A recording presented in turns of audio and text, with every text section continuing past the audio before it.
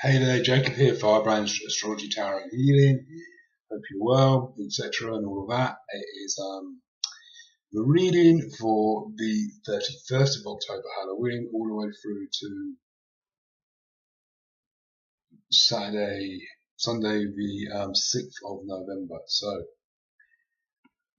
on Monday, the 31st, on Halloween, as you'll see, we would have just had a new moon in Scorpio on the Sunday, and the moon will be starting its next cycle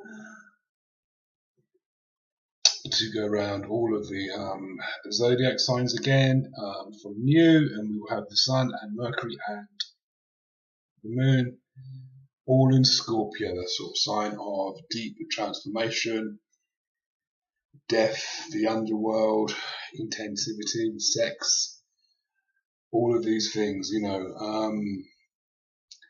Scorpio is also kind of about a revenge. You should never piss a Scorpio out because they will go all out to get you back somehow and make that their life mission to have got you back.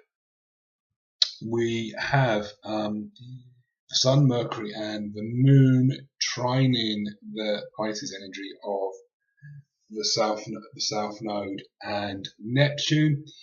So there will be access to spirit and spiritual guidance, over this week in terms of moving forward and kind of transforming whatever we are transforming and kind of going ahead, and also to get in touch with that intensity of the Scorpio nature and kind of work out what is going on.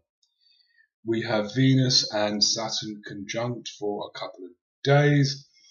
This means that Venus and Saturn will be working together around what your philosophy is, what your beliefs are, what your hopes are, kind of education as well. Sagittarius is all about further education, educating yourself, expanding your philosophy and all of that. So this is all about Monday.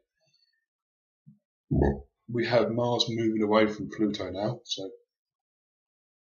but Mars is squaring Uranus in Aries, so things may be happening out of the blue to sort of kind of challenge you. On Tuesday we have the Moon moving into Sagittarius, so the Moon will cross over Saturn and then Venus. In most of that will allow some Tuesday, Wednesday, Thursday, some emotions into what decisions that we're making, some kind of emotional context into the Capricorn and the Sagittarius energy, and we will probably start to again love our new belief systems, or really kind of put some love into there. Okay. Now what I do is normally I download and print off the charts for each day of the week, but I wasn't able to do that. So it's on my iPad because I always prepare. I spend a few hours preparing for these readings every week. We have Jupiter in Libra. Now Jupiter is slowing down because Jupiter will go retrograde at some point for a couple of months. Mercury is also now ahead of the Sun. This means that Mercury is also prepared to go to retrograde. This won't be until Mercury is in Capricorn, but the preparation is there, and obviously Venus is way ahead of the Sun now, and Venus will go retrograde next year. We have more trines around this week because we have Venus beginning to trine Uranus in Aries, which again allow us to kind of love our individuality, love what we're doing differently, love us being outside of the box, thinking outside of the box, being outside the matrix, all of this, And we have obviously the Pisces energy as well, trining the Scorpio energy, which is good. On Wednesday we have a direct trine between the Sun and the South Node. So Wednesday I would imagine Wednesday will be the day that something from the past will come back and it'll be supportive. So it will be someone that you've not seen or heard from for a while, kind of commenting on your expansion or change, whatever it is. It may be someone from your past that was a button pusher who will come back and not be able to push your buttons anymore.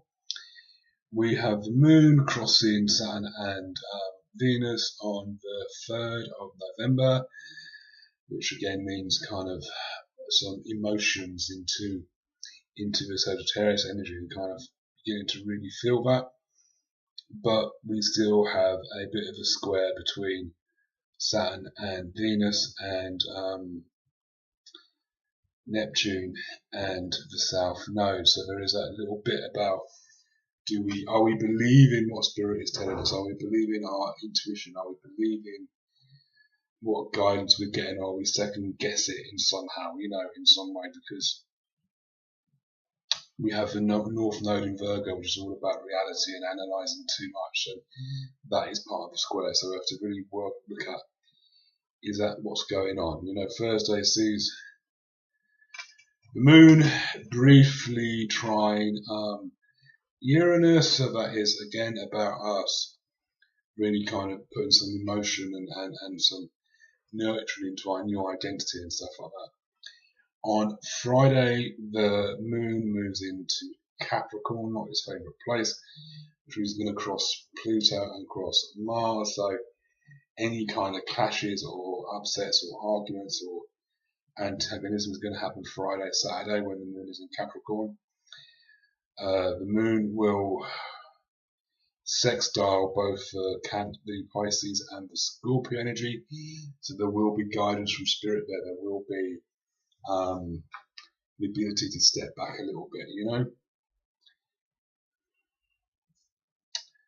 So on Saturday we have a temporary kind of a very loose T-square between Jupiter, the moon and Uranus. It's not exact, it's very loose, so any kind of drama or upset won't be as intense as the ones that happened before.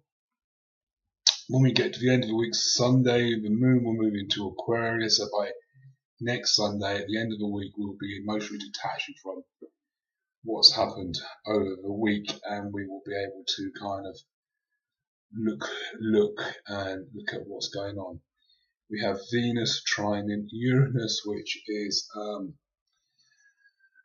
exact. So this is again us loving our new identities. Whether we've got a new look or we're doing something a little bit differently to what we normally do. We're kind of outside of the box, counterculture, whatever you want to call it.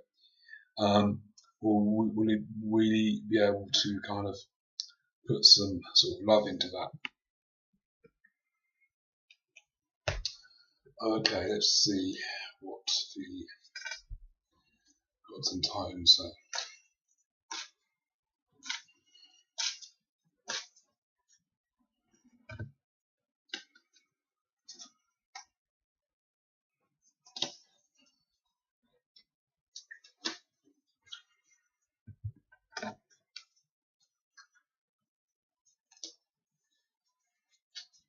I want to ensure they're properly.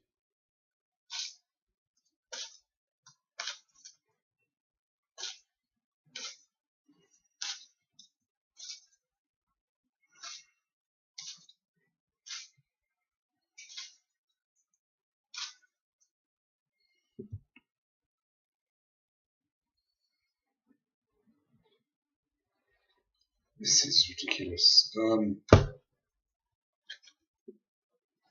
Again, and I really shuffled them, fear again, it keeps. I shuffle these cards, I split them, fear has come up again, so this really is a significant issue at the moment, there's still a lot of fear energy that people are working through or working with or working past, this is just to remind us not to step back into kind of fear-based energies.